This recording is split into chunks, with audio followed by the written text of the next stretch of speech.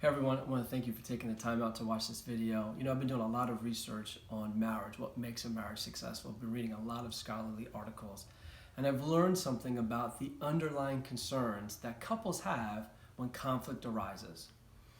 And there's two different underlying concerns. One is what they call perceived threat, and the other one is what they call perceived neglect.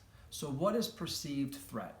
Perceived threat is when I feel as if you are challenging my independence, my status in the relationship, when you are trying to be overly demanding or critical, or you're trying to control me in some way. I have perceived threat. Perceived neglect is the other one. Perceived neglect says, I feel conflict when we're not communicating, we're not connecting, we're not engaged. There isn't affection going on. When I feel as though you aren't committed or loyal to the relationship, I have perceived neglect. Well, you can imagine the person who has perceived threat, when they feel threatened, what they want their spouse to do is to stop their adversarial behavior, right? Stop trying to control me. Stop trying to tell me what to do. Stop being overly demanding and critical. These are all perceptions that the person is having. And oftentimes, when I have perceived threat, it means I'm going to isolate, I'm going to withdraw, be to myself, or worse, I'm going to fight back even harder to get you to stop.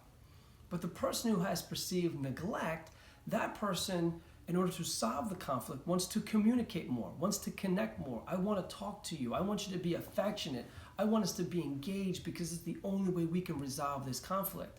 And this dance takes place, this dysfunctional dance takes place, because I have perceived threat, so I'm going to back off. You have perceived neglect, so you're going to chase me. And when you chase me, I'm going to push back, which makes you feel more neglected. So you're going to come after me more, which makes me feel more threatened. And this dance, this dysfunctional dance is taking place. So how do we disentangle ourselves from this dance that we go through? Well, there's a lot of different things you can do, but let me just give you three simple things. The first one is to start conversations with what they call a soft startup. Not a harsh startup, but a soft startup. So what's a soft startup? You walk into the living room, you say, hey babe, there's something I need to run by. Do you have a few minutes later on today? That's a soft startup. A harsh startup is you walk into the living room and say, I don't know how many times I have to tell you, but can you stop doing? That's a harsh startup. If you do your relationships with harsh startups, you will inevitably rise the level of perceived threat and rise the level of perceived neglect. So start with softer startups. The second thing is that when we have conversations that could potentially be leading to conflict, we have to make sure that we don't start with accusations and blame. So how do you do that? Well, you use an I statement. You say I, you state a feeling, and then a fact. So it's I feel neglected when you don't call me and you come home very late at night. That is an I statement. I didn't say you act like an idiot and you're a jerk because you are inconsiderate. Right? There's some opinions in there, not facts. So it's I, a feeling, and then a fact, and it allows the conversation to start without perceived threat and neglect rising.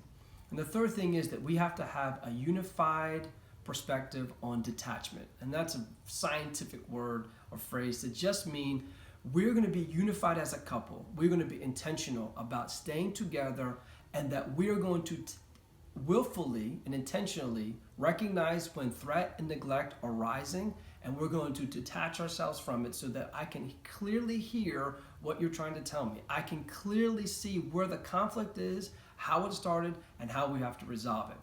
When you are mindful of how perceived neglect or perceived threat is rising in you, it gives you the ability to stop it, to calm down, and truly hear what your spouse has to say. Well, I hope the video has been helpful. Hopefully these concepts of perceived threat and perceived neglect have been beneficial to you. If you want to see more videos that I've done on relationships, please go to my YouTube page. You can find me at Pastor Jim Hart, or you can visit my website at thegreathusbandsplaybook.com. And please feel free to share this video with other couples that you know who could benefit from the content. Thanks again. Talk to you soon.